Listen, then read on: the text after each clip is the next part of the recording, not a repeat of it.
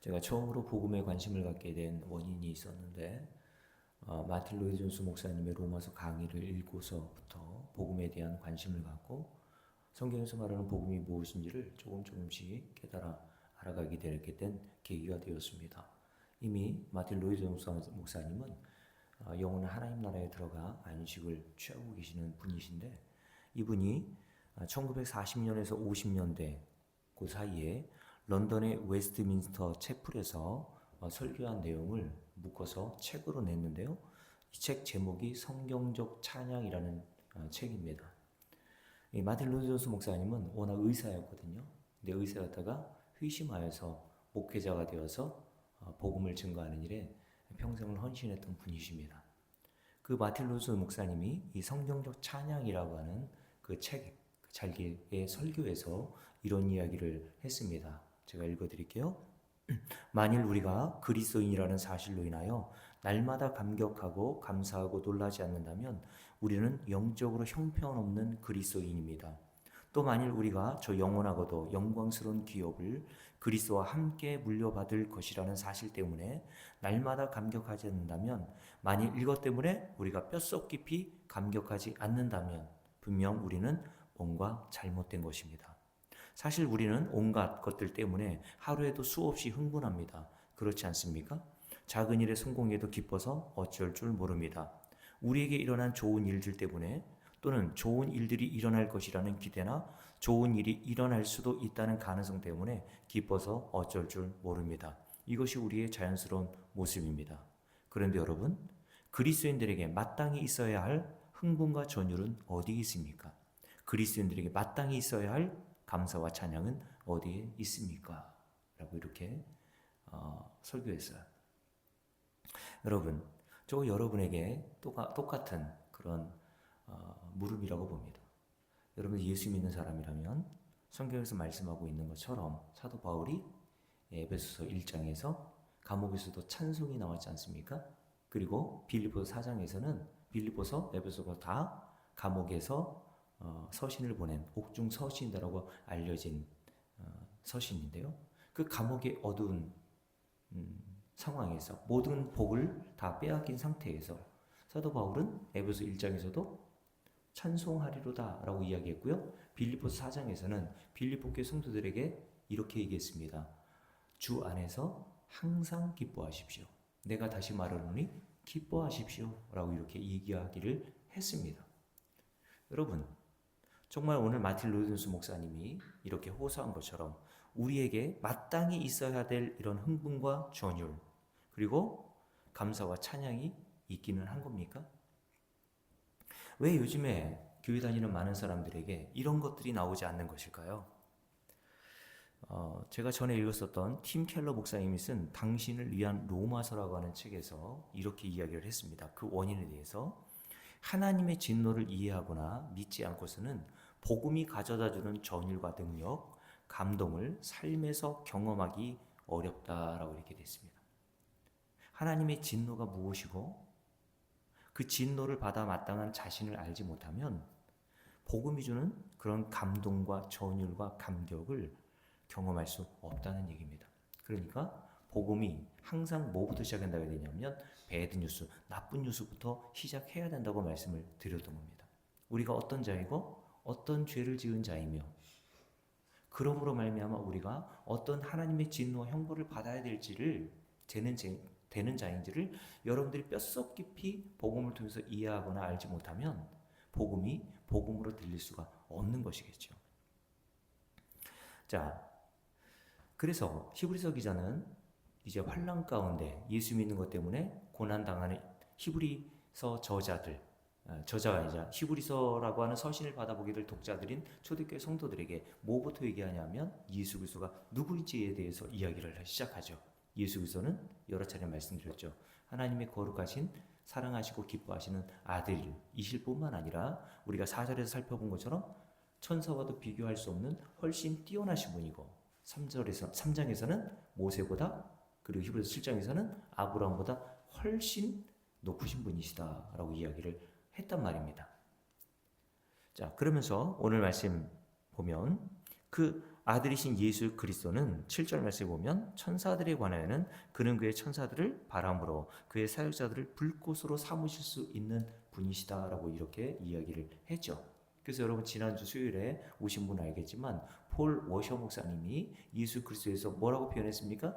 이 세상의 모든 것들을 한쪽 저울에 올려놓고 그 반대편에 예수 그리스도를 올려놓는다면 그 저울이 어디로 기운다고요? 예수 그리스도로 기운다라고 얘기했습니다. 그럴 정도로 이 세상의 모든 가치 있는 것을 다 더하고 합한다고 해도 예수 그리스도라는 분과 비교조차 할 수 없다라고 얘기했습니다.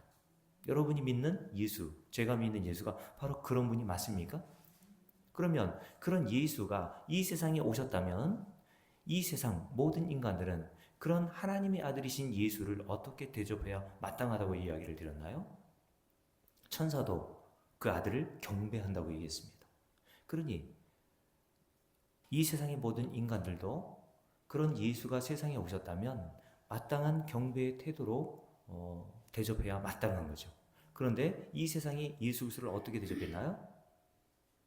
요한복음 1장에 보면 아무도 예수를 영접하지 않았다. 요한복음 12장에는 아무도 예수가 하나님의 아들이심을 믿지 않았다. 그리고 요한복음의 결론이 뭡니까? 그래서 이 세상 모든 사람들이 합세하여서 예수를 십자가에 못 박아 내어 죽이는 일을 벌였다라고 이야기를 한단 말입니다. 거기에 누가 있어요? 저 여러분이 다 포함되어 있단 말이죠. 그래서 사도행전 7장에 보면 지난주에 말씀드렸던 내용 기억하시죠? 성령으로 충만했던 스데반이 저와 여러분들처럼 말씀을 듣기 위해 나와서 교회에 앉아 있는데 스데반 집사가 뭐라고 이야기합니까? 너희들은 의인이 오시리라고 예고했던 선지자들을 너희 조상들이 때려 죽인 것처럼 너희들은 그 선지자들이 오리라고 하신 그 의인이신 예수가 오니까 그 의인이신 예수를 살인하더라 라고 이렇게 이야기를 했습니다. 이게 바로 이 세상 모든 인류가 한 일이란 말이죠. 그러면 이런 일을 저와 여러분이 했다면 저와 여러분이 과연 어떤 하나님의 진노와 형벌을 받아야 되는 자겠습니까? 자, 근데 우리가 이렇게 생각하죠. 아니 내가 2000년 전에 살지도 않았고 내가 그 정도의 죄를 범한 자는 아니지 않나? 이렇게 생각을 할 수 있단 말이죠. 이런 자들에 대해서 우리 주님께서 마태복음 23장에서 뭐라고 얘기하시냐고 한번 볼까요? 마태복음 23장을 보세요. 자, 마태복음 23장에 보시면요. 이런 말씀을 하고 계시죠? 27절부터 27절입니다. 마태복음 23장 27절 함께 읽겠습니다. 화 있을진저 외식하는 서기관들과 바리새인들이여 회칠한 무덤 같으니 겉으로는 아름답게 보이나 그 안에는 죽은 사람의 뼈와 모든 더러운 것이 가득하도다. 이게 누구예요? 인간이란 말입니다. 이 바리새인과 서기관들에 대해서 얘기하는 게 아니라 모든 인류가 이렇다는 것을 보여주는 거예요. 겉으로는 아름답게 보이고 괜찮아 보이지만 인간의 속은 다 이렇단 말입니다, 여러분. 여러분 이것을 인정합니까? 그래서 예레미야서 17장 9절에서 예레미야 선지자를 통해서 하나님 뭐라 그랬습니까? 이 세상의 모든 더럽고 부패한 것들을 다 끌어모은다고 해도 인간의 마음보다 더 부패하고 거짓되고 더러운 것이 없다고 하셨잖아요. 그게 인간, 저와 여러분의 마음이란 말이에요. 그러니 그 더러운 것 안에서 밖으로 나오는 모든 것들이 다 뭐겠습니까? 죄밖에 없는 거예요, 인간은. 인간이 하나님 앞에 내놓을 수 있는 것은요, 아름다운 것이라고는 하나도 없어요. 죄밖에 없습니다. 죄만 인간은 생산해 낼 수밖에 없어요. 예를 들어서 저희 교회 앞마당에 정화조가 있지 않습니까? 근데 정화조 안에는 여러분 뭐가 가득하겠어요? 온갖 오물들이 가득하겠죠? 그래서 정화조 뚜껑을 딱 열면 꽃향기가 나는 게 아니에요. 그죠? 역겨운 냄새가 이 뚜껑을 열면 펄펄 위로 난단 말이죠. 그게 인간이란 말입니다. 인간. 그래서 오늘 이 말씀을 보고서 야, 바리새인과 서기관들이 참 나쁜 놈들이네. 외식하는 자들이네. 이렇게 보는 게 아니라 이게 나구나. 이렇게 보시면 돼요. 왜냐하면 성경은 야고보서 1장에 보면 하나님께서 저 여러분에게 주신 거울이라고 하셨습니다. 거울은 누굴 보라고 주신 거예요? 저 여러분을 보라고 주신 거란 말이죠. 거울은 남을 위해서 주신 게 아니라 저와 여러분을 보라고 주신 거울이란 말이에요. 근데 그 거울이 뭐라 그랬냐면 하나님의 말씀이라고 그랬습니다. 말씀은 우리를 비춰주는 거울입니다. 그래서 성경에 보면 누가 자꾸 등장해요? 우리와 똑같은 모습을 하고 있는 이스라엘 백성들, 노아, 아브라함, 다윗이 등장해서 우리의 모든 내면에 있는 것들을 폭로해 주는 거예요. 이게 바로 너라고 얘기를 한단 말이죠. 자, 그러면서 이런 말씀을 하시죠. 함께 읽습니다. 28절. 이와 같이 너희도 겉으로는 사람에게 옳게 보이되 안에 있는 것은 외식과 불법이 가득하도다. 화 있을진저 외식하는 서기관들과 바리새인들이여, 너희는 선지자들의 무덤을 만들고 의인들의 비석을 꾸미며 이르되, 어떻게 말합니까? 만일 우리가 조상 때 있었더라면, 이렇게 얘기하는 겁니다.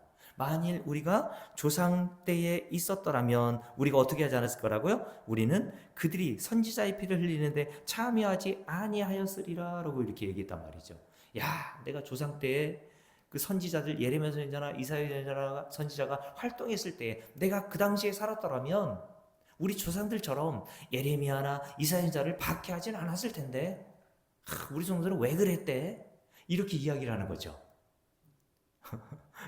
자기를 모르는 거예요. 우리가 또 이렇게 생각하지 않습니까? 이 아담과 하와는 괜히 선악과를 먹어가지고 그냥 그걸 왜 먹어서 난리야. 다른 걸 다 허용하시고 그것만 먹지 말라 그러는데 그거 하나 못 지켜? 이런 생각을 하죠. 안 그렇단 말입니다, 여러분. 저와 여러분이 아담과 하와였어도요, 선악과를 먹을 수밖에 없었다니까요. 저와 여러분이 광야에서 40년 동안 살아보세요, 여러분. 이스라엘 백성들은 원망과 불평 안 할 것 같아요? 요즘에 여러분들 삶에서 원망과 불평이 안 나옵니까? 나온단 말이에요. 이사야 선지자 때, 예레미야 선지자 때 이스라엘의 조상들, 유대인의 조상들이 하나님의 말씀을 선포했던 이사야 선지자와 예레미야 선지자를 어떻게 대우했습니까? 예레미야 선지자를 막 죽이려고 얼마나 그냥 여러 일들을 행합니까? 근데 이런 이야기를 한단 말이에요, 사람은. 내가 아담과 하와 때 선악과 사건이 있었을 때 그때 있었다면 나는 선악과 절대 안 먹었을 거야. 또 이렇게 생각하죠. 내가 베드로였다면 예수님이 십자가에 달리실 때 난 예수님을 인정하고 시인하고 나도 예수님과 같이 십자가를 지고 죽었을 텐데, 야, 베드로는 저거 의리도 없어. 3년 6개월 동안 그렇게 예수님이 제공하시는 표적을 보고, 그리고 예수님이 제공하시는 만나가 아니죠. 오병이의 떡을 먹고 그 수많은 기적을 체험했는데 어떻게 마지막 순간에 그렇게 자기의 스승인 예수를 배신하고 저주까지 할 수 있어? 이 나쁜 놈. 그게 저 여러분이란 말입니다, 여러분. 인간은 죽음 앞에서 다 그렇다니까, 여러분. 자기의 이익 앞에서. 예수가 어디 있어요? 하나님이 어디 있어요? 자기 이익 앞에서. 이게 인간인 거예요. 근데 이스라엘 백성들은 조상들의 묘 앞에서 이렇게 얘기한단 말이에요. 참, 왜 그랬대? 나는 안 그랬을 텐데. 근데 우리 주님께서 이런 자들을 향해서 뭐라고 말씀하십니까? 함께 읽습니다. 31절. 그러면 너희가 선지자를 죽인 자의 자손임을 스스로 증명함이로라. 너희가 너희 조상의 분량을 채우라. 뱀들아, 독사의 새끼들아, 너희가 어떻게 지옥의 판결을 피할 수 있겠느냐? 그러므로 내가 너희에게 선지자들의 전자들과 지혜 있는 자들과 서기관들을 보내매 너희가 그 중에서 더러는 죽이거나 십자가에 못 박고 그 중에 더러는 너희 회당에서 채찍질하고 이 동네에서 저 동네로 따라다니며 박해하리라 라고 말씀하셨어요. 무슨 말이냐면 너희 조상 이스라엘 백성들과 같이 너희들도 내가 보낸 자들, 복음을 전하는 자들을 이렇게 박해할 거야 라는 말씀하는 거예요. 똑같단 말입니다. 인간은 개혁이 안 돼요. 개혁이 안 된단 말입니다. 변하지 않아요, 인간은. 아담과 하와 이후의 모든 인간은 다 동일합니다. 근데 성도는 이게 바로 나라는 걸 인정하는 거예요. 내가 바로 그런 자지. 요걸 인정하고 요걸 아는 겁니다, 성도는. 자, 그래서 우리 주님께서 사도 요한을 통해서 요한 1서 1장에서 이렇게 이야기를 하셨습니다. 요한 1서 1장을 한번 보십시오. 함께 읽겠습니다. 요한 1서 1장을 한번 보세요.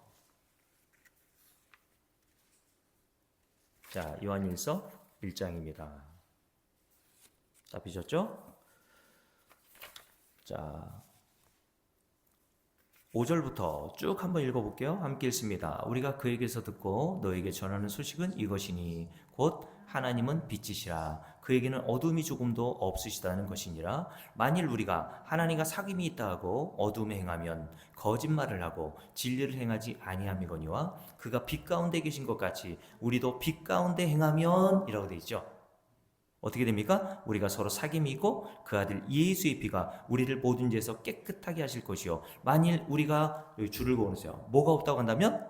죄가 없다고 한다면, 말한다면 스스로 속이고 또 진리가 우리 속에 있지 아니한 것이다 라고 되어 있어요. 제가 좀 전에 말씀드렸죠. 아니 나는 그때 아브라함처럼 그리고 아담처럼 다윗처럼 베드로처럼 그렇게 행하지는 않을 거야. 그게 바로 우리가 그런 죄를 범하지 않았다는 거 아닙니까, 여러분? 근데 하나님께서 빛으로 저와 여러분을 쫙 비춰주시죠. 그러면 바로 그게 나임을 발견하는 겁니다. 그래서 이렇게 얘기하는 겁니다. 자, 9절 말씀 함께 읽습니다. 만일 우리가 우리 죄를 자백하면 어떻게 해요? 아, 내가 바로 그 인간 맞습니다. 이렇게 자백하는 거예요. 아, 내가 그 인간 맞아요, 하나님. 그렇게 자백하면 어떻게 하신대요? 그는 미쁘시고 이로우사 우리 죄를 사하시며 우리를 모든 불의에서 깨끗하게 하실 것이요 만일 우리가 그런 범죄하지 아니한 자라고 한다면 하나님은 거짓말하는 이로 만드는 것이니 또한 그의 말씀이 우리 속에 있지 아니하니라 라고 말씀하세요. 그러니 성도는 점점 가면 갈수록 내가 바로 하나님의 영원한 진노를 받아 마땅한 자입니다 라는 것을 시인하는 겁니다. 이게 하나님으로부터 용서받은 성도들에게서 나오는 증거라는 거예요. 성령이 임하면 자신이 이런 자임을 안다는 겁니다. 그래서 사도행전 2장에 보면 베드로가 오순절날 복음을 동일하게 전했어요. 스데반 집사가 전했던 그 복음, 너희가 그 예수를 십자가에 매달아 죽였다라는 복음을 전했어요. 배드뉴스죠. 우리가 바로 그런 자입니다. 근데 이 말을 듣고 그때의 통전을 어떻게 합니까? 마음의 찔림을 받고 사도 베드로에게 가슴을 치며 통곡하며 이렇게 얘기했습니다. 우리가 어찌할 거라고 되어 있어요. 우리가 어찌하면 이런 죄에서 구원을 받아 하나님 나라에 들어갈 수 있단 말인가? 라고 이야기를 했어요. 그때 베드로가 뭐라고 얘기합니까? 밖에 나가서 착하고 선한 일 해? 라고 얘기한 게 아니라 예수 믿어 라고 얘기했습니다.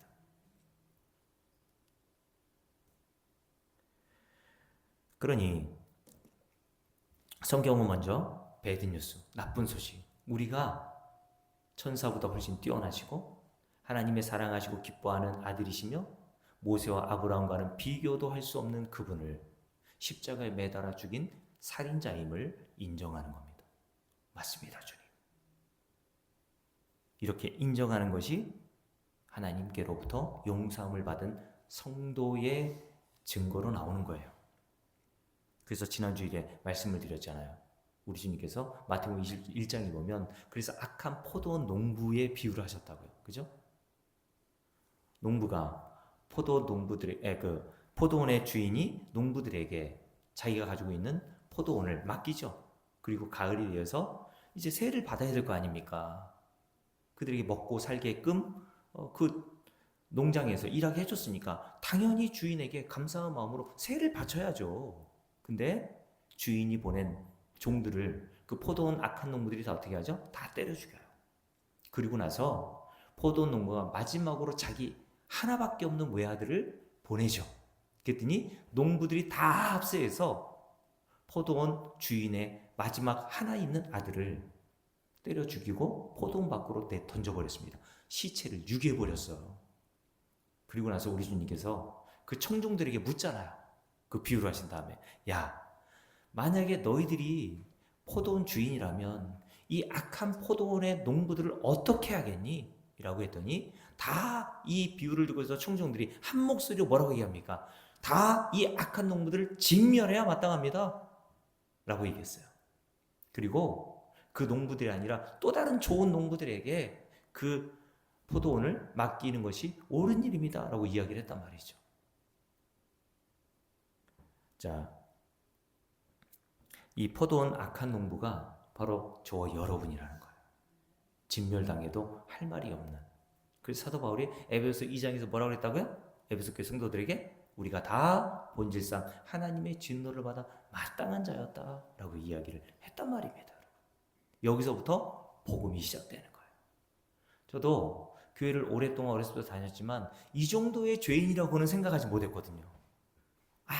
2000년 전에 저 유대인들과 바리새인과 서기관들과 종교자들이 예수를 죽인 것으로 생각했지 내가 그 살인범이라는 사실은 인정하지도 못했고 들어본 적도 없어요. 근데 성경은 우리를 비춰주는 거울이라고 그랬잖아. 자, 그렇다면 여러분, 어떻게 우리가 이런 하나님의 진멸당해야 하고 진노를 받아 마땅한 자들인데 구원을 받고 하나님의 나라에 들어가게 된 것입니까? 어떻게 해요? 그 이유를 성경은 이렇게 설명하고 있죠. 자, 함께 읽어보는데요. 예레미야 애가 3장을 한번 보세요. 예레미야 애가 3장에 보면 이때에는 남유다가 이미 죄로 인하여 하나님의 심판을 받고 심판의 도구인 거대 제국 바벨론에 의해서 완전히 패망한 이유였습니다. 그런데 하나님은 이때에 진멸당해도 할 말이 없는 이스라엘 백성들 중에 남은 자가 있다고 하시면서 하나님의 심판으로부터 구원에 이를 자, 즉 바벨론 포로에서 다시 고국인 가나안 땅으로 돌아오게 될 자들이 있다는 약속을 주셨어요. 그러면서 이렇게 바벨론 포로에서 다시 고국인 가나안 땅으로 돌아오는 구원을 받을 수 있었던 원인에 대해서 뭐라고 얘기하는지 한번 보자는 거죠. 예레미야 애가 3장입니다. 자, 다 피셨죠? 예레미야 애가 3장 함께 읽겠습니다. 19절부터 읽을게요. 함께 읽습니다. 내 고초와 재난 곧 쑥과 담즙을 기억하소서. 내 마음이 그것을 기억하고 내가 낙심이 되오나 이것을 내가 마음에 담아 두었더니 그것이 오히려 나의 소망이 되었사옴은. 자, 여기에 이스라엘 백성들이 바벨론 포로에서 가나안 땅으로 돌아오는 그 구원이 어떠한 원인에 의해서 이루어졌는지가 명확하게 여기에 증거되고 있죠. 함께 읽습니다. 여호와의 인자와 긍휼이 무궁하심으로 우리가 어떻게 됐다고요? 진멸되지 아니함이니이다 라고 되어 있어요. 무엇 때문에요? 여호와의 인자와 긍휼이 무궁하시기 때문에 우리가 진멸되지 아니함이니이다 라고 얘기했습니다. 그러면서 23절 함께 읽습니다. 이것들이 아침마다 새로우니 뭐가 아침마다 새로워요? 여호와의 긍휼과 무궁하심이 긍휼이 무궁하심과 인자가 무궁하심이 아침마다 새로우니 주의 성실하심이 크시도소이다. 내 심령이 이르기를 여호와는 나의 기업이시니 그러므로 내가 그를 바라리다 하는도다. 기다리는 자들에게나 구하는 영혼들에게 여호와는 선하시도다. 사람이 여호와의 구원을 바라고 잠잠히 기다림이 좋도다 라고 이렇게 이야기를 했습니다. 그러면서 32절도 보세요. 함께 읽습니다. 그가 비록 근심하게 하시나 그의 풍부한 인자하심에 따라 긍휼히 여길 것임이니라. 주께서 인생으로 고생하게 하시며 근심하게 하심은 본심이 아니시더라 라고 이렇게 말씀합니다. 하나님의 원뜻은 바벨론 포로로 끌려가서 그냥 고생 진탕하고 오라고 보내신 게 아니라 너희들이 구원받은 것은 하나님의 긍휼과 무궁한 인자하심 때문임을 알고 그것을 깨달아 알게 하시기 위한 방식으로 그들을 바벨론 포로로 70년 동안의 삶을 살도록 하셨다는 겁니다. 하나님이 저와 여러분에게 이 땅을 살아가면서 우리가 배우도록 하시는 게 바로 이거란 말이에요. 나는 하나님의 긍휼과 자비와 은혜가 아니고서는 구원에 이를 수 없는 자였구나. 그것을 알아가는 게 성도의 신앙 생활입니다. 여호와의 긍휼이 무궁하심으로 라고 되어 있잖아요. 자, 그리고 시편 78편도 볼게요. 시편 78편에 보면요. 시편 78편 기자가 광야 이스라엘 백성들이 어떻게 하여서 하나님이 약속하신 가나안 땅에 들어가게 되었는지 그 원인을 이렇게 또 설명합니다. 시편 78편입니다.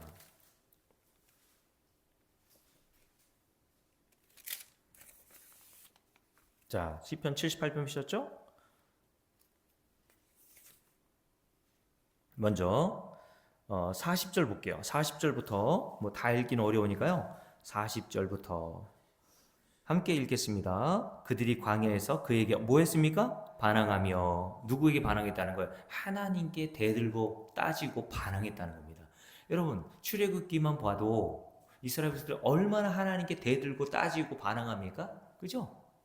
그러면서 이렇게 얘기하죠. 함께 읽습니다. 사막에서 그를 슬프시게 함이 몇 번인가 해서 사막은 광야 40년 세월을 얘기하는 것입니다. 몇 번이나 하나님을 슬프게 했냐. 그러니까 몇 번인가라고 하는 것은 수도 없다는 얘기입니다, 여러분. 이스라엘 백성들이 40년 동안 한 일이라고는 하나님을 매우 슬프게 하셨다는 거예요. 마음 아프시겠다는 겁니다. 그게 자식들이 부모에게 하는 일이죠, 여러분. 그죠? 저도 두 자녀를 키우지만 자녀들이 철이 없을 때는 부모의 마음을 얼마나 아프게 합니까? 그죠? 부모의 마음을 알지도 못해요. 그리고 우리 아이들이 이제 20살 넘어가니까 조금 철이 들어서 부모의 마음을 알더라고요. 자, 이스라엘 백성들이 광야 생활하는 동안 한 일이라는 것은 하나님께 반항하고 하나님을 슬프시게 한 일밖에 없습니다. 그럼 41절 함께 읽습니다. 그들이 돌이켜 하나님을 어떻게 했어요? 거듭거듭 시험하며. 자, 하나님을 거듭거듭 시험했다는 것은 어떤 어려움이 처할 때마다 하나님 살아계신 거 맞아? 이렇게 생각했다는 겁니다. 야, 하나님이 살아계시다면 어떻게 우리에게 이런 일이 일어날 수 있어? 이렇게 생각했던 거죠. 광야에서 눈앞에는 뭐가 있었는데요? 불과 구름 기둥이 있었습니다. 그리고 매일 아침마다 하늘에서 만나가 떨어지는 기적을 경험했어요. 그런데 이스라엘 백성들이 어려움에 처할 때마다 야, 하나님 살아계신 건 맞아? 이렇게 의심했단 말입니다. 거듭거듭. 우리가 바로 그런 자 아닙니까? 광야라는 것은 우리가 이 세상을 사는 삶을 얘기하는 거예요. 그러면서 이렇게 얘기하죠. 함께 읽습니다. 이스라엘의 거룩하신 일을 뭐 했습니까? 노엽게 하였도다. 그들이 그의 권능의 손을 기억하지 아니하며 대적에게서 그들을 구원하신 날도 기억하지 아니하였도다. 그래서 대적이라는 것은 애굽에서 하나님께서 10가지 재앙을 쏟아 부으심으로 그들을 구원해내신 그 사건을 얘기하는 거예요. 하나님 홀로 이스라엘 백성들을 10가지 재앙을 쏟아 부으심으로 구원해내셨죠. 근데 이스라엘 백성들이 광야에서 그걸 금방 잊어버리더란 말이에요. 그러면서 이렇게 얘기합니다. 함께 읽습니다. 43절. 그때 하나님이 애굽에서 그의 표적들을 소안들에서 그의 징조들을 나타내사 그들의 강과 시내를 피로 변하여 그들로 마실 수 없게 하시며 쇠파리 떼를 그들에게 보내어 그들을 물게 하시고 개구리를 보내어 해하게 하셨으며 그들의 토산물을 황충에게 주셨고 그들이 수고한 것을 메뚜기에게 주셨으며 그들의 포도나무를 우박으로 그들의 뽕나무를 서리로 죽이셨으며 그들의 가축을 우박에 그들의 양떼를 번갯불에 넘기셨으며 그의 맹렬한 노용과 진노와 분노와 고난 곧 재앙의 천사들을 그들에게 내려 보내셨으며 그의 진노로 길을 닦으사 그들의 목숨이 죽음을 면하지 못하게 하시고 그들의 생명을 전염병에 붙이셨으며 애굽에서 모든 장자 곧 함의 장막에 있는 그들의 기력이 처음 것을 치셨으나 그가 자기 백성은 양같이 인도하여 내셔서 광야에서 양떼같이 지도하셨도다. 그러면서 53절 그들을 안전히 인도하시니 그들은 두려움 없었으나 그들의 원수는 바다에 빠졌도다 라고 되어 있습니다. 어디 바다? 홍해 바다에 하나님의 백성들은 구원해내시고 하나님의 백성들을 추격하던 애굽의 바로왕과 바로의 군사들을 다 수장시켜 몰살해 버리셨죠. 그래서 하나님에 의해서 이스라엘 백성들이 애굽에서 구원을 받은 거예요. 근데 이스라엘 백성들이 뭐 했습니까? 우리가 좀 전에 읽었던 말씀처럼 40절부터 42절까지의 내용과 같이 하나님을 거듭거듭 시험하고 반항하고 하나님을 슬프시게 하고 이스라엘의 거룩하신 하나님을 노엽게 하는 일을 그치지 못했습니다. 40년 동안 내내 말이죠. 이게 바로 저 여러분이에요. 맞습니까? 요한일서 그래서 1장에서 우리가 읽었던 대로 만약 너희가 이런 죄를 범한 자가 아니라고 말한다면 그거는 하나님을 거짓말하는 자로 여기는 거야. 여러분, 그런데 이런 이스라엘 백성들을 하나님께서 왜 가나안 땅으로 들여보내셨습니까? 그 원인이 뭐예요? 함께 읽어봅니다. 그 원인을 이렇게 얘기해요. 함께 읽는데요. 38절입니다. 줄을 여기에 거놓으세요. 오직 하나님은 긍휼하심으로 라고 되어 있죠. 이게 원인이에요. 저와 여러분이 구원의 원인. 하나님은 뭐 하신 분? 긍휼하신 분. 인자와 긍휼이 무궁하셔서 에레미야 애가 3장에서 우리가 봤잖아요. 그래서 어떻게 합니까? 죄악을 덮어주시오. 멸망시키지 아니하시고 그의 진노를 여러 번 돌이키시며 그의 모든 분을 다 쏟아내지 아니하셨으니 그들은 육체이며 가고 다시 돌아오지 못하는 바람임을 기억하셨습니다. 죄악을 주님께서 덮어주셨대요. 무엇으로? 어린 양의 피, 우리 주 예수 그리스도의 피로 말미암아 우리의 모든 죄를 주님께서 덮어주셨단 말이에요. 그리고 우리가 받아야 될 그 죄에 대한 형벌을 하나님의 아들 예수께서 십자가에 달려 죽으심으로 다 받으셨단 말이죠. 그 모든 일을 하게 된 원인이 어디 있습니까? 우리가 괜찮아서가 아니에요. 하나님이 긍휼하심으로. 그러니 저 여러분은 로마서 9장에서 사도 바울이 뭐라고 얘기합니까? 하나님으로부터 이런 긍휼을 받고 구원함을 받은 모든 성도들을 가리켜 긍휼의 그릇이라고 표현한 거예요. 저 여러분은 뭐만 담아야 돼요? 하나님의 긍휼만 담아야 합니다. 하나님의 긍휼만 우리 입에서 나와야 되는 거예요. 그래서 자 여기뿐만 아니라 신약의 사도 바울도 똑같은 얘기를 해요. 에베소 2장을 볼까요? 에베소 2장 한번 보십시오. 자, 에베소 2장입니다.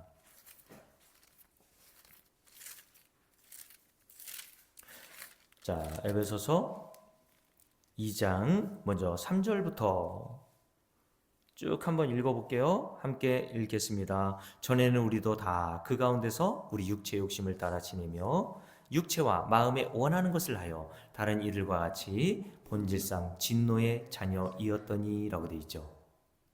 이게 바로 우리의 신세였습니다. 하나님의 진노를 받아도 할 말이 없는 그런 진노의 대상들이었단 말이에요.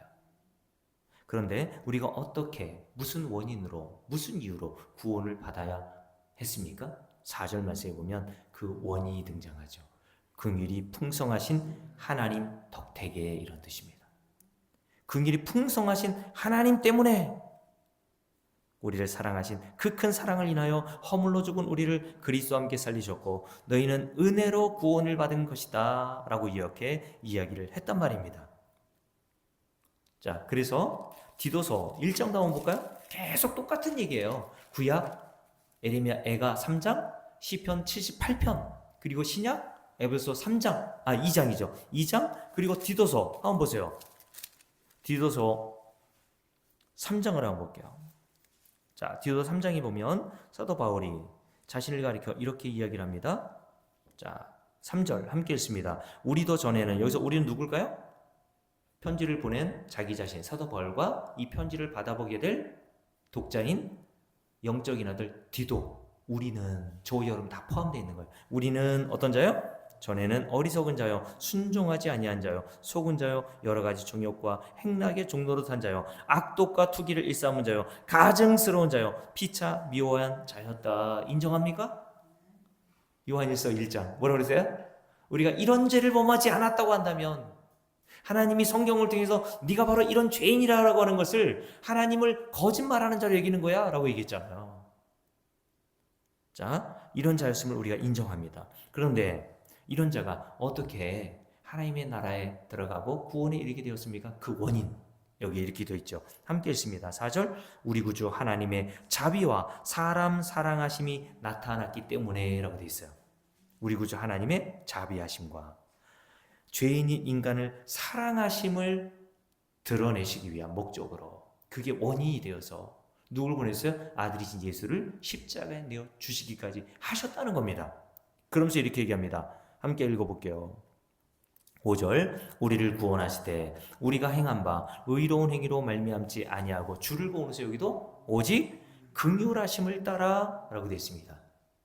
중생의 씻음과 성령의 새롭게 하심으로 하셨나니 우리 구주 예수 그리스도로 말미암아 우리에게 그 성령을 풍성히 부어주사 우리로 그의 은혜를 힘입어 의롭다 하심을 얻어 영생의 소망을 따라 상속자가 되게 하려 하심이라. 이 말이 미쁘도다 라고 했어요. 이 말이 믿을 만한 말이다 라고 얘기합니다. 그 앞에서 한 말 사도 바울이 우리의 구원은 우리의 행위에 의한 게 아니야.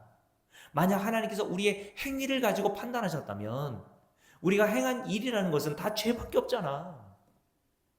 근데 하나님께서 우리를 긍휼히 여겨주심으로 우리를 구원에 이르게 하셨다는 것을 사도 바울이 이야기하면서 이 말이 미쁘도다라고 얘기했습니다. 그러면서 이렇게 얘기하죠. 8절 원하건대 너는 이 여러 것에 대하여 굳세게 말하라. 목사에게, 디도가 목사였거든요.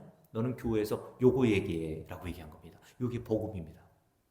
디도가 이야기해야 될 말이 뭐예요? 구원은 인간에게 원인이 없어. 하나님의 긍휼하심과 자비와 은혜 이외에는 우리가 구원에 전혀 원인이 없음을 교회 성도들에게 이 복음을 증거하라고 얘기했던 겁니다. 그리고 저도 마찬가지로 이 복음만 증거하는 게 옳은 얘기죠. 함께 읽습니다. 이는 하나님을 믿는 자들로 하여금 조심하여 선한 일을 힘쓰게 하려 함이라. 이것은 아름다우며 사람들에게 유익하니라. 그러나 어리석은 변론과 족보 이야기와 뭐요? 분쟁과 율법에 대한 다툼을 피하라. 이것은 뭐하여? 무익한 것이요 헛된 것이다 라고 했어요. 교회에서 족보 얘기 다 헛되다는 거예요. 우리 가문이 뭐 어쩌고 저쩌고, 네? 우리 가문에 뭐 순교자가 있고, 우리 가문은 장로 가문이고 목사 가문이고 교회를 세운 가문이고 다 헛된 겁니다. 다 무익한 거예요.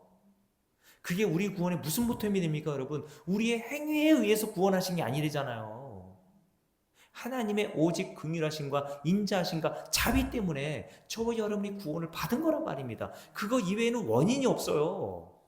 성경은 우리에게 그거 알라고 우리를 먼저 어떤 자로 알게 하세요? 배드뉴스. 우리가 바로 정말 하나님 앞에 어마무시한 죄를 범한 죄인임을 깨달아 알게 하시는 거란 말입니다. 자, 그래서 제가 좀 전에 말씀드렸던 것처럼 로마서 9장에 보면 사도 바울이 구원받은 성도들을 뭐라고 표현하는지 한번 보십시오. 로마서 9장입니다. 자, 로마서 9장에 보면 여기에서도 우리 주님께서 이런 말씀하시죠. 먼저 야곱과 에서의 이야기를 하시면서 주님께서 이런 말씀하십니다. 14절 함께 읽습니다. 그런즉 우리가 무슨 말을 하리요? 하나님께 불의가 있느냐? 그럴 수 없느니라. 왜요? 야곱과 에서가 똑같이 본질상 하나님의 진노를 받아 마땅한 자였단 말입니다.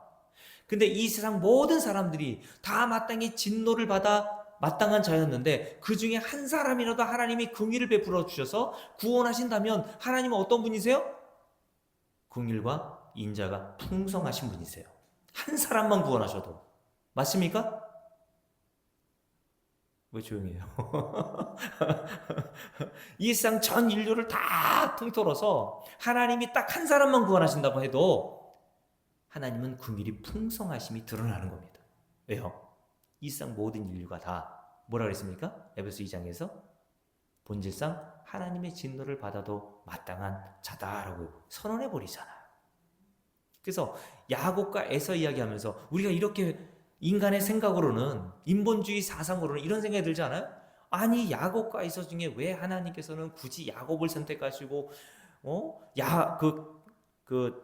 누구예요? 에서는 버리셔. 그 위에 뭐라고 되어 있습니까? 기록된 바 내가 야곱은 사랑하고 에서는 미워하였다 하신 것 같으니라 라고 되어 있어요. 언제요? 아직 태어나지도 않았는데. 하나님이 이렇게 하신다고 해서 하나님이 불의하시냐? 이렇게 묻는 거예요, 사도 바울이. 이거는 뭘 모르는 거예요? 자기가 죄인임을 모르는 거예요. 정말 여러분들이 내가 하나님의 진노를 받아도 할 말이 없는 지옥불에 영원히 들어가야 할 죄인임을 안다면 여러분들이 하나님의 심판대 앞에서 너 지옥 가. 그러면 여러분들 어떻게 해야 합니까? 아니, 내가 왜 가요? 내가 뭘 그렇게 잘못했다고 이렇게 말할 수 없어요. 아멘 하고 가는 겁니다. 하나님 나라에 들어가게 된 성도들이 바로 이런 고백을 하는 거예요. 그러면서 이렇게 얘기하죠. 함께 읽습니다. 15절 모세에게 이르시되 내가 긍휼히 여길 자를 긍휼히 여기고 불쌍히 여길 자를 불쌍히 여기리라 하셨으니 그런즉 원하는 자로 말미암음도 아니요 다른 박질하는 자로 말미암음도 아니요. 줄을 그어놓으세요. 구원의 원인은 뭡니까? 오직 긍휼히 여기시는 하나님으로 말미암음이니라. 18절 그런즉 하나님께서 하고자 하시는 자를 어떻게 하신다고요? 긍휼히 여기시고 하고자 하시는 자를 완악하게 하시느니라 라고 얘기했습니다. 구원은 하나님 마음대로예요. 맞습니까? 요걸 인정하는 겁니다, 성도는. 하나님이 긍휼히 여기셔서 구원하시겠다는데 네가 왜 잔말이 많아? 이거예요. 네가 죄인인지 아직도 모르는구나. 그래서 19절부터 다시 또 이렇게 얘기하죠. 함께 읽습니다. 홍디가 네게 말하기를 그러면 하나님이 어찌하여 허물하시느냐? 누가 그 뜻을 대적하느냐 하리니 이 사람아 내가 누구에게 감히 하나님께 반문하느냐? 지음을 받은 물건이 지은 자에게 어찌 나를 이같이 만들었느냐 말하겠느냐? 토기장이가 하나님이죠? 진흙한덩이 인간이란 말입니다. 하나는 귀 있을 그릇을 하나는 천 있을 그릇을 만들 권한이 없느냐? 만일 하나님이 그의 진노를 보이시고 그의 능력을 알게 하고자 하사 멸하기로 준비된 진노의 그릇을 오래 참으심으로 관용하시고 또한 영광 받기로 예비하신 바 어떤 그릇? 긍휼의 그릇, 저 여러분이란 말이죠. 긍휼의 그릇에 대하여 그 영광의 풍성함을 알게 하고자 하셨을지라도 무슨 말을 하리요? 이 그릇, 긍휼의 그릇은 누구예요? 우리니 곧 유대인 중에서 뿐만 아니라 이방인 중에서도 부르신 자니라 라고 얘기했어요. 그래서 구원받은 성도는 자기의 모든 구원의 원인, 하나님 나라에 들어가게 된 모든 원인은 내게는 없고 하나님의 절대적인 궁일하심과 인자하심임을 깨달아 알게 되고 인정하게 되는 겁니다. 이게 구원받은 성도들에게서 나오는 증거예요. 그래서 저와 여러분은 긍휼의 그릇이라면, 하나님께서 저와 여러분을 긍휼의 그릇으로 만드신 자라면 우리 안에 뭐가 담겨 있어야 돼요? 하나님의 긍휼과 자비와 은혜만 담겨 있어야 되는 거예요. 그러니 우리 안에 하나님께서 그것을 담아 놓으셨다면 우리 입에서 뭐만 나오겠어요? 나에게는 원인이 없습니다. 하나님. 하나님의 긍휼과 자비와 은혜에만 우리의 구원이 있음을 알고 그 은혜와 긍휼이 풍성하신 하나님을 찬송하고 감사하게 되는 겁니다. 이게 성도에게서 나오는 증거라는 거예요, 여러분. 그래서 여러분, 이런 은혜를 알았던 다윗 있잖아요. 다윗은 구약의 성도의 모형입니다. 다윗이 하나님의 언약궤를 들고 이제 예루살렘으로 입성할 때 어떻게 하는지 한번 볼까요? 여기까지 하고 마쳐야 되겠네요. 자, 함께 읽어보는데요. 사무엘하 6장을 보세요. 사무엘하 6장 보십시오. 사무엘하 6장입니다. 자, 사무엘하 6장에 보면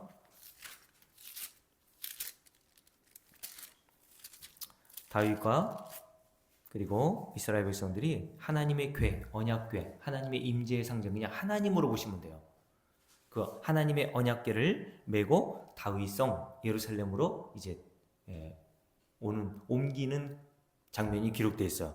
그때 다윗이 어떻게 합니까? 자, 함께 읽어보는데요. 여기 읽어봅니다. 12절부터 함께 읽어봅니다. 함께 읽을게요. 어떤 사람이 다윗에게 아뢰어 이르되 여호와께서, 자, 사무엘하 6장 12절 함께 읽습니다. 어떤 사람이 다윗에게 이르되 여호와께서 하나님의 궤로 말미암아 오벳 에돔의 집과 그의 모든 소유에 복을 주셨다 한지라. 다윗이 가서 하나님의 궤를 어떤 마음으로? 기쁨으로 메고 오벳 에돔의 집에서 다윗성으로 올라갈새 여호와의 궤를 맨 사람들이 6걸음을 가매 다윗이 소와 살찐 송아지도 제사를 드리고 다윗이 여호와 앞에서 어떻게 합니까? 힘을 다하여 춤을 추는데 그때에 다윗이 베옷을 입었더라. 다윗과 온 이스라엘 족속이 즐거이 환호하며 나팔을 불고 여호와의 궤를 메어 오니라. 여호와의 궤가 다윗성으로 들어올 때에 사울의 딸 미갈이, 사울의 딸은 다윗의 아내죠. 사울의 딸의 미갈이 다윗성으로 돌아올 때에 창으로 내다보다가 다윗 왕이 여호와 앞에서 뛰놀며 춤추는 것을 보고 심중에 그를 없인 여기니라. 여호와의 궤를 메고 들어가서 다윗이 그것을 위하여 친 장막 가운데 그 준비한 자리에 그것을 두매 다윗이 번제와 화목제를 여호와 앞에 드리니라. 이렇게 이야기를 합니다. 그러면서 20절 함께 읽습니다. 다윗이 자기의 가족에게 축복하러 돌아오매 사울의 딸 미갈이 나와서 다윗을 맞으며 이르되, 이스라엘 왕이 다윗에 대해서 얘기하는 거예요. 오늘 어떻게 영화로우신지, 방탕한 자가 염치 없이 자기의 몸을 드러내는 것처럼 오늘 그의 신복의 계집종의 눈앞에서 몸을 드러내셨도다 라고 이렇게 이야기를 했습니다. 무슨 말일까요? 이 부분을요, 공동번역에서는 이렇게 번역했습니다. 20절인데요. 제가 읽어드릴게요. 다윗이 자기 식구들에게 복을 빌어주려고 돌아오자 사울의 딸 미갈이 나가 다윗을 맞으며 말하였다. 오늘 이스라엘의 임금으로서 채통이 참 볼만하더군요. 건달처럼 신하들의 여편네들 보는 앞에서 몸을 온통 드러내시다니. 왕이 체면도 없이 말이야. 신하들 앞에서, 예편네들 앞에서 바지춤이 내려가는 줄 모르고 덩신덜지 춤을 춥니까? 이렇게 얘기했습니다. 그때 다윗이 뭐라고 얘기합니까? 이렇게 이야기하죠. 21절 함께 읽습니다. 다윗이 미갈에게 이르되 이는 여호와 앞에서 한 것이니라. 그가 내 아버지와 그의 온 집을 버리시고 어떻게 했어요? 나를 택하사 나를 여호와의 백성 이스라엘의 주권자로 삼으셨으니 내가 여호와 앞에서 이렇게 뛰놀고 춤추는 것이 당연하다라고 얘기했어. 이스라엘의 왕이었지만 하나님께서 자신을 택하시고 자신이 목동의 자리에서 한날의 임금의 자리에 앉혀놓으신 그 은혜를 생각한다면 내가 이 은혜를 주신 하나님께 마땅히 이렇게 춤을 추는 것이 당연한 거 아니니? 라고 얘기한 겁니다. 이거는 그냥 다윗 왕이 높은 자리에 차지했으니까 그 대가로 하나님께 감사해서 이렇게 했다는 게 아니라 다윗은 죄인입니다. 그죠? 저 여러분의 모형이란 말이에요. 근데 죄인인 자신에게 주님께서 찾아오신 거예요. 그것을 목격한 다윗이 하나님 앞에서 자신의 죄인됨을 알고 그 죄인을 위하여서 죄인에게 자신을 찾아오신, 죄인이 자신에게 찾아오신 그 하나님의 놀라우신 긍휼과 자비 앞에서 이렇게 다윗이 덩실덩실 춤을 추며 찬송한 겁니다. 근데 여러분, 똑같은 예배 자리에 있었던 그의 아내 미갈을 생각해 보세요. 똑같은 예배 자리예요. 미갈과 다윗이 똑같은 예배 자리에 지금 앉아서 예배를 드리고 있단 말입니다. 똑같이 복음을 들었어요. 그런데 어떤 한 사람은 덩실덩실 춤을 추며 자신을 죄인임을 알고 그 죄인을 구원하신 하나님을 찬송하고 춤을 추는 사람이 있는 반면에 오늘 미갈과 같이 그걸 이해 못하는 사람이 있단 말입니다. 이해 못해요. 똑같은 예배 자리 앉아 있어도 이렇게 다를 수 있단 말이죠, 여러분. 여러분, 제가 유튜브를 보니까 여러분 이호령 교수라고 하는 분 아세요? 돌아가셨는데 뭐 문화체육관광부 장관이었고 그래서 옛날 88 올림픽 때 여러분 인상 깊게 남는 장면이 있죠. 어린아이 한 명이 그 푸른 운동장 잔디밭을 굴렁쇠 아시죠? 굴렁쇠를 쫙 끌고 오잖아요. 그게 이호령 교수가 다 이게 착안하고 디자인한 거거든요. 이호령 교수 책을 제가 여러 권 읽어봤는데 한국에서 정말 이렇게 똑똑하신 분이 있나라는 생각이 들 정도로 정말 말솜씨라든가 글 쓰는 재주가 탁월해요. 근데 그분이 딸이 있는데 이민아 씨예요. 근데 그분이 그 딸이 예수 믿고 이제 뭐 아버지보다 먼저 돌아가셨거든요. 암투병 하다가. 근데 돌아가시기 전에 이제 딸의 권면으로 교회를 같이 나가게 됐어요. 이호령 교수가. 근데 이호령 교수는 지식인 아닙니까? 근데 자기 딸 이민아 씨는 미국에서 검사, 변호사 아주 뭐 이호령 교수 닮았는지 머리가 똑똑했나 봐요. 근데 그렇게 똑똑하고 지식인인 자기 딸 이민아가 예배 자리에 참석해가지고 막 손을 들면서 막 찬양하더래요. 그래서 예배 끝나고 나서 아버지 이호령 교수가 딸에게 조용히 이렇게 얘기했다고 이야기합니다. 아니 예수 믿는 것도 좋고 예배 참석하는 것도 내가 뭐라고 할 수는 없지만 너 지식인이잖아, 지식인. 근데 남들 보는 앞에서 그 지식인이 네가 그 채통머리 없이 손이나 들고 박수치고 그러면 되겠니? 그렇게 이야기를 했다고 합니다. 그때 이민아 씨가 아버지인 이호령 교수에게 이렇게 얘기했대요. 이런 기쁨과 즐거움이 없는 종교와 하나님은 하나님이 아닙니다. 라고 이야기를 합니다. 어떻게 영생을 알고 천국을 아는데 그 은혜를 주신 하나님을 이렇게 찬송하지 않을 수 있습니까, 아버지? 이렇게 얘기했대요. 여러분, 제가 설교서에 마틴 루드 존스 목사님이 성경적 찬양이라는 곳에서 이야기했던 부분을 말씀을 드렸습니다. 여러분에게 진짜 구원의 감격, 구원의 흥분, 구원의 전율이 있습니까? 왜 없을까요? 팀 켈러 목사님이 얘기했던 것처럼 우리가 어디에서 구원받았는지를 몰라. 하나님의 진노가 얼마나 엄중하고 무시무시한 것인지를 몰라요. 그러니 그런 장소에서 우리가 구원받았다는 그 감격이 있을 수가 없는 거죠. 하나님의 긍휼과 자비가 얼마나 큰지를, 자기 죄를 모르니까 그런 말씀을 듣고도 감격하거나 감사할 수 없는 거예요. 그러나 여러분, 하나님이 택하신 성도인 백성들은 이걸 압니다. 그래서 오늘 다윗처럼 자신을 긍휼히 여겨주시는 하나님 앞에서 때로는 박수로 찬송하고, 홀로 여러분이 있을 때 너무 감격스러워서 눈물을 흘리며 춤을 출 수 있는 거예요. 하나님보다 체면이 어디 있습니까? 말씀하시도록 합니다. 사랑하는 성도 여러분, 주와 여러분이 정말 이런 큰 구원을 받았습니까? 그래서 히브리서 2장을 보고 마칠게요. 히브리서 2장에 보면 히브리서 기자가 뭐라고 얘기합니까? 자, 히브리서 2장 한번 펴보십시오. 히브리서 2장입니다. 2장 함께 읽겠습니다. 3절 말씀 함께 읽습니다. 우리가 이같이 어떤 구원을 받았어요? 큰 구원을 받았대요. 근데 이 시대는 그 큰 구원을 등한히 여긴단 말입니다.